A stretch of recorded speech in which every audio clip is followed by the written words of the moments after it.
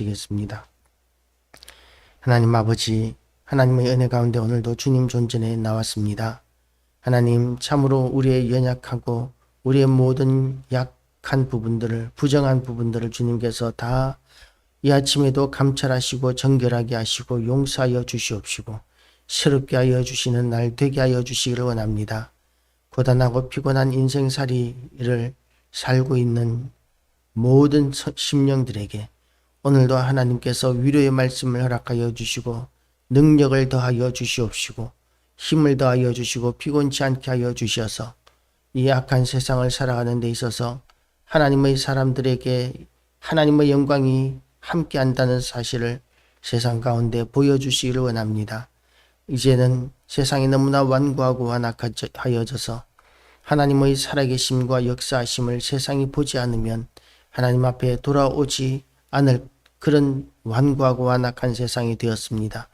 하나님께서 강권적으로 역사하셔서 이 땅에 다시 한 번 더 부흥의 역사를 허락하여 주시고 교회들마다 빈자리가 채워지고 하나님의 놀라운 역사가 일어나는 그런 은혜를 우리에게 다시 한 번 더 허락하여 주시옵소서. 1907년도의 부흥과 1980년대의 부흥의 역사를 또 그 영광의 시대를 우리에게 다시 한 번 더 허락하여 주셔서 이 나라가 온전히 하나님의 뜻이 이루어지는 나라 되게 하여 주시옵시고 이 나라의 정치, 경제, 문화, 예술, 사법, 교육, 언론까지 모든 부분에서 아버지의 뜻이 이루어지는 역사를 허락하여 주시옵소서. 오늘도 이 말씀을 통하여 우리를 새롭게 창조하여 주시고 거듭나게 하여 주시고 은혜 더하여 주시기를 원하오며 우리가 말씀 붙들고 하나님 앞에 기도할 때 또한 하나님께서 응답하시고 역사하시는 귀한 시간 되게 하여 주시옵소서. 예수 그리스도 이름으로 기도드리옵나이다. 아멘. 할렐루야. 오늘도 하나님의 은혜가 우리 모두에게 가득하시기를 주님의 이름으로 축복합니다.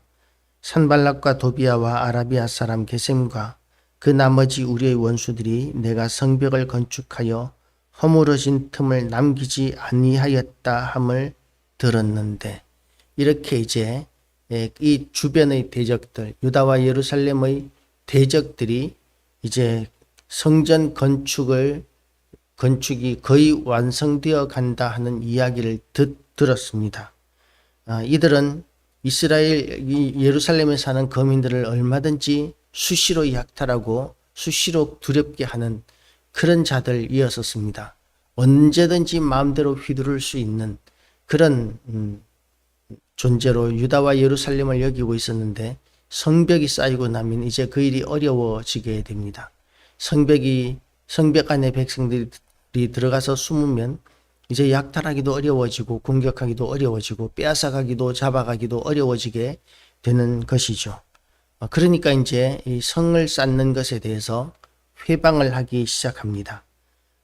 처음에는 예루살렘 성을 쌓는 일을 그 소수의 별거 없는 그 귀환 자들이 성벽을 그렇게 쌓을 수 있겠느냐, 그 엄청난 역사를 그들이 무슨 힘으로 하겠느냐라고 이렇게 생각하고 무시했었던 것 같습니다.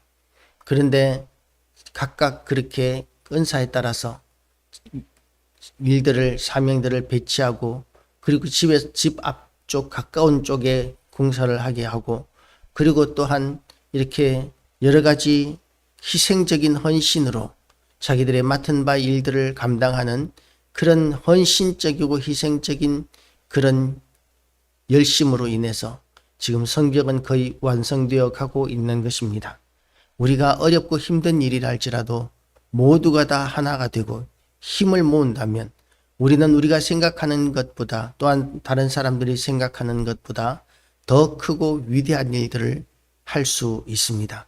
혼자서 하는 것보다 두 사람이 하는 것이 훨씬 더 효과적이고 대단할 수 있는 것이죠. 산발랏과 도비아와 아라비아 사람 게셈과 이런 여러 대적들이 우리를 또한 둘러싸고 있습니다. 세상의 권력들과 불신자들과 또한 대적자들과 이단자들과 각종 그 범죄의 목적으로 우리를 노려보는 자들도 얼마나 많은지 모릅니다. 그래서 성도들은 언제나 그런 대적들과의 싸움을 염두에 두고 이 땅을 살아야 합니다. 그래서 이 산발랏과 게셈이 내게 사람을 보내어 이르기를 오라 우리가 오노 평지 한 촌에서 서로 만나자 하니 실상은 나를 해하고자 함이었더라.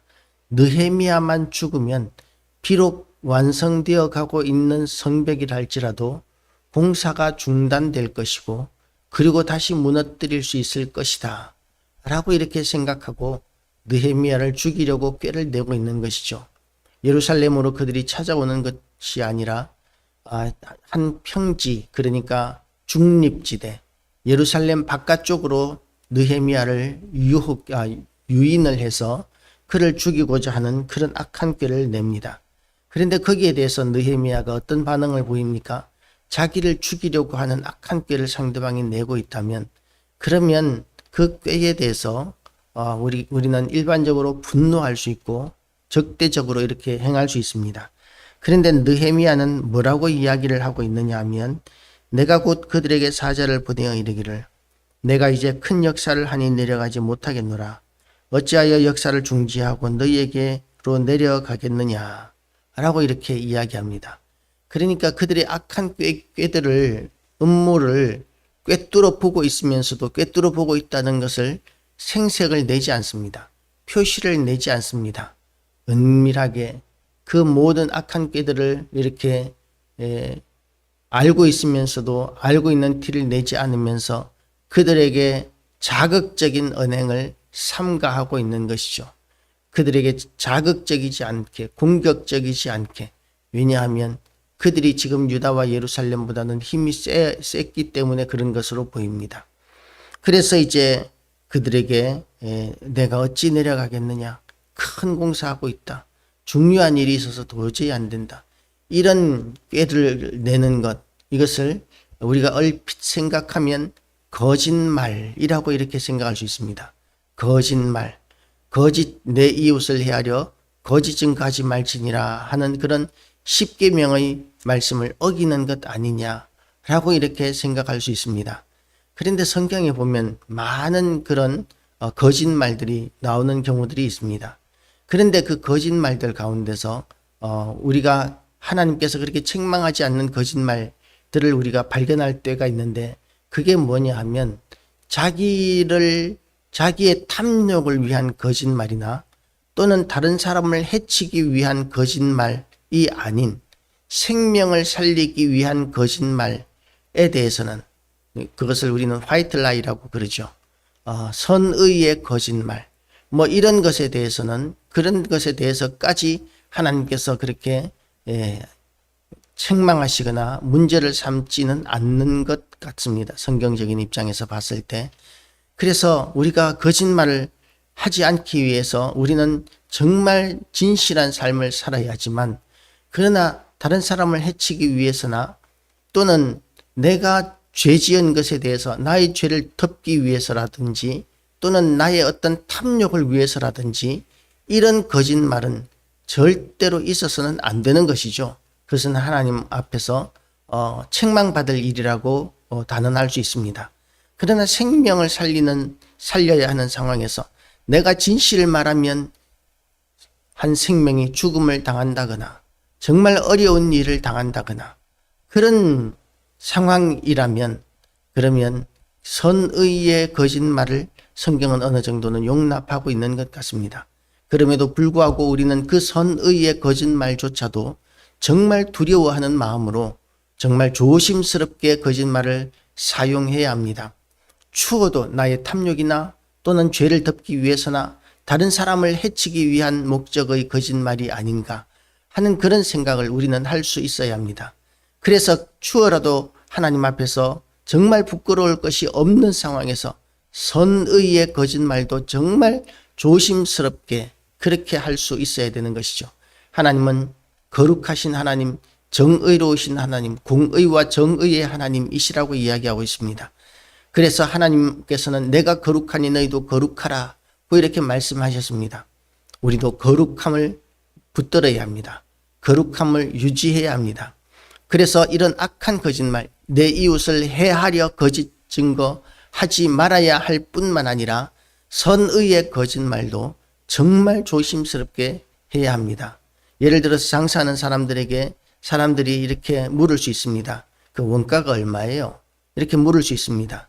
그런데 그 상인도 일단 물건을 띄어오는 원가와 그리고 또한 인건비와 각종 세금과 또한 시설 유지비와 공과금과 뭐 이런 것들을 다 계산하고 그리고 이제 남는 것이 있어야 먹고 살 수 있고 생활할 수 있는데 그걸 전부 다 진실하게 이 원가는 얼마입니다 라고 이렇게 진실하게 이야기하면 그러면 이제 무료 봉사하는 장사가 될 수밖에는 없겠죠.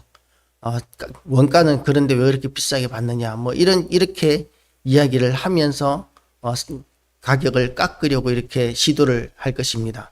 장사하는데 굉장한 어려움을 겪게 되겠죠. 그런 경우에 원가를 이야기하지 않는 것이 상식적인 이야기입니다. 그거 이야기하지 않는다고 거짓말하는 자로 그렇게 여기는 것은 잘못된 것이라고 이렇게 이야기할 수 있죠. 그렇게 우리는 거짓말에 대해서 조심해야 될 뿐만 아니라 또한 악한 자들의 악한 꾀에 대해서 우리가 힘으로만 대적하는 것이 아니라 이런 선의의 거짓말을 통해서라도 그렇게 평화하는 것, 화평을 누리는 것, 분쟁을 이렇게 가라앉히는 것, 이것이 참으로 지혜로운 선택이고 이것이 또한 이 악한 세상 가운데서 우리가 하나님의 이름으로 살아가는 방법이 될 것입니다. 이 악한 꾀를 분별할 수 있는 지혜가 우리에게 첫 번째로 있어야 하고 그리고 또 그 악한 꾀들에 대해서 악한 일들에 대해서 우리가 지혜롭게 선택할 수 있는 지혜롭게 대처할 수 있는 그런 지혜가 우리에게 있어야 우리는 이 악한 세상 가운데서 믿음으로 이 세상을 살아갈 수 있게 될 것입니다. 오늘도 하나님께서 우리에게 지혜와 명철 주시고 그리고 또한 이 땅의 모든 우리를 해하고자 하고 교회를 공격하고자 하고 무너뜨리려고 하고 넘어뜨리려고 하는 모든 악한 시도들, 유혹도 있고 속임도 있고 그리고 또한 핍박도 있고 강압적인 폭력도 있을 수 있지만 그러나 그 모든 우리를 넘어뜨리려고 하는 시도에 대해서 당당하게 승리하고 오늘도 하나님과 함께 하나님의 영광을 드러내는 승리하는 교회와 성도 다 되시기를 주님의 이름으로 축복합니다. 기도하시겠습니다. 하나님 아버지, 오늘도 하나님의 은혜 가운데 우리가 주님 존전에 나왔습니다. 오늘도 우리를 불쌍히 여겨주시고 인도하여 주시고 우리에게 은혜 더하여 주셔서 말씀으로 세상을 이기고 능력으로 세상을 이기게 하여 주시옵시고 우리의 발걸음이 지혜롭게 하여 주시옵시고 우리가 가는 곳이 하나님 형통하게 하여 주시기를 원합니다. 오늘도 우리를 지키시는 하나님, 우리의 기도를 들으시는 하나님께 찬양과 경배와 영광을 돌려드리오며 예수 그리스도 이름으로 기도드리옵나이다. 아멘.